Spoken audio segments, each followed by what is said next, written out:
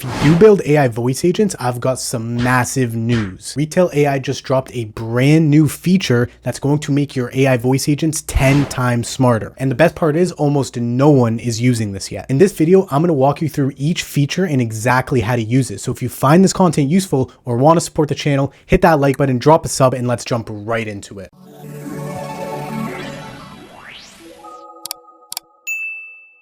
All right, so as you can see, I'm in my Retell AI single prompt agent.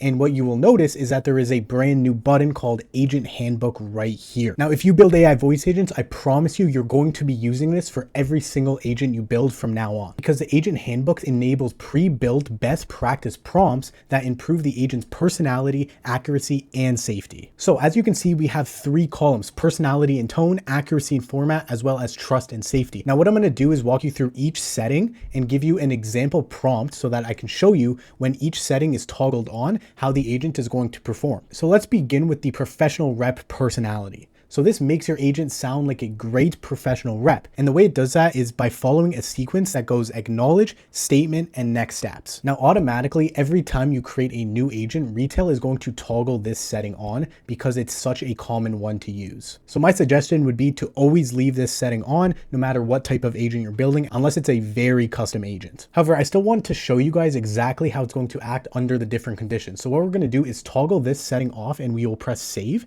And now I'm going to paste a prompt in that says you are a customer support agent helping a user track a delayed package. So now let's go ahead and give it a test with the professional rep personality toggled off. Hey, I ordered something a few days ago and it still hasn't shown up. Can you just check for me what's going on? I'd be happy to help you track your order. Could you please provide me with your order number or any tracking information you have? This will help me look up the status of your package. Okay, so overall, not bad. It's still very polite, but let's see how it does with the professional rep personality enabled. Hey, I ordered something a few days ago and it still hasn't shown up. Can you check for me what's going on? Sure, I can help with that. Can you give me your order number or the email address you used for the purchase? So off the bat, you can see that both were pretty professional in a sense. However, the second option was a lot more concise, which is actually very good when you're running your AI voice agents. So like I already said, regardless, I think it's a really good idea to always have the professional rep personality toggled on. So let's move on to natural filler words. Now, I'm sure you may have seen this around because Retell AI used to have this setting within their speech settings where we can enable back channeling,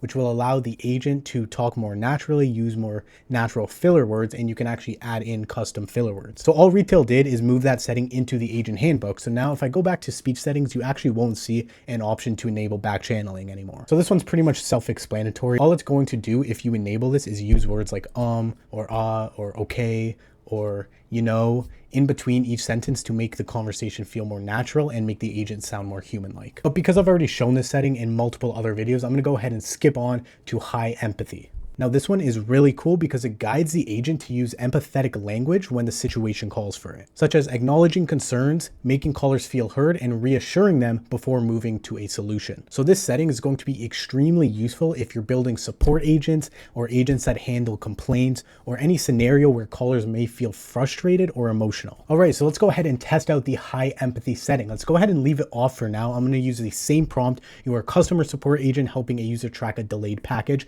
Now let's go ahead and give it a test. Hey, I ordered my package like 3 weeks ago. It said it's going to arrive in 2 days and I still haven't got it and I'm pretty frustrated. I'm sorry you're dealing with this delay. Let's get your package status checked right away. Can you give me your order number or the email you used for the order? Okay, so overall, it's not bad. It did say it's sorry and apologize, and then went right into getting the information to track the package. Now let's see how it acts differently if we toggle on the high empathy.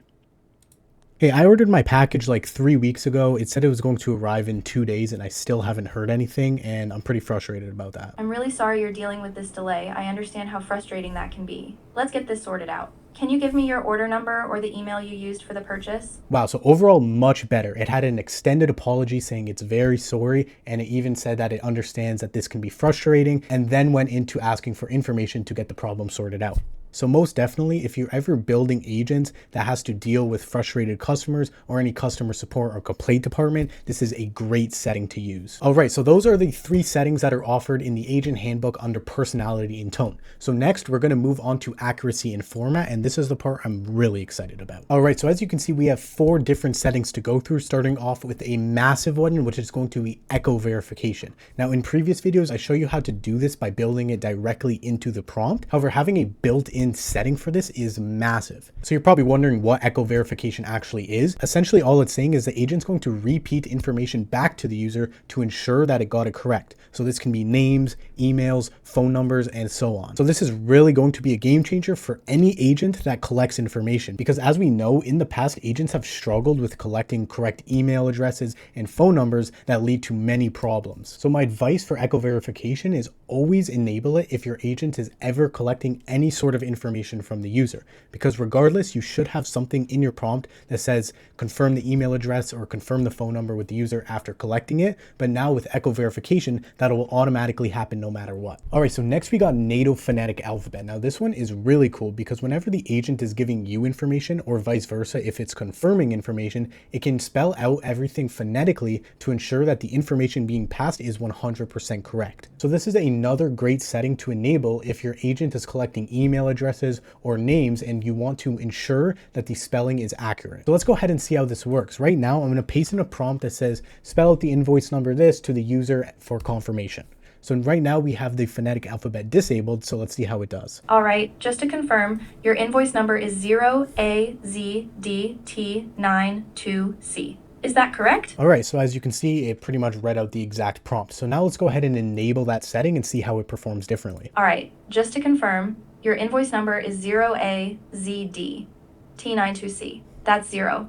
A as in Alpha, Z as in Zulu, D as in Delta, T as in Tango, 9, 2, C as in Charlie. Is that correct? All right, pretty cool. So as you can see, it's reading it back phonetically to ensure that it's giving the correct information no matter what. All right, moving on, we got speech normalization. Now this is another one that I'm sure you recognize because it did used to be in the speech settings in Retell AI. But essentially what this is doing is turning numbers or specific characters into human-like spoken form. Rather than saying $24.12, it'll just say it's going to be $24.12. All right, and then the final setting in accuracy and format is going to be smart matching. And this one is again extremely cool. Essentially what this does is handle common speech recognition variation of names gracefully. Or in other words, let's say your agent is looking up information in a database or CRM. This pretty much just gives it tolerance for the transcription variations. Now when you're testing your agent, you probably notice a lot of the time you'll give it a name, let's say, and it won't spell it out correctly, but it will repeat it back correctly. So by enabling smart matching, it's going to give the incorrect spelling tolerance. So if there's near matches, it'll select it as a match. Now I'll give you a real life example of actually using this function, because I have agents that look up properties from a website URL crawl. And a lot of the times the agent will say that it couldn't find a certain property because it misheard what the user was actually saying.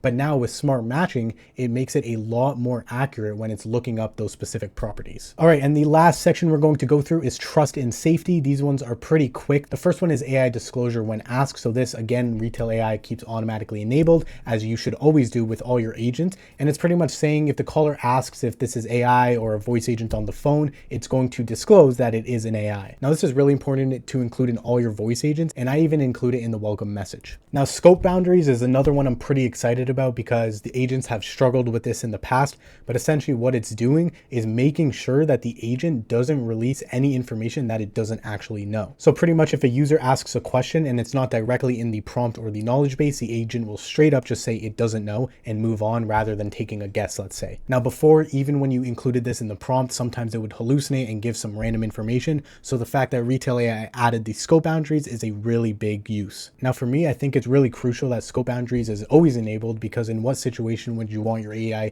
agent to give information that it doesn't actually have access to? So in my opinion, you should always enable this scope boundaries. And that is pretty much it. You now know exactly how to use every single setting in your agent handbook. This is a massive update and is going to make your voice agents 10 times smarter. If you guys find this content useful or want to support the channel, again, hit that like button, drop a sub, and I will see you guys next time. Peace.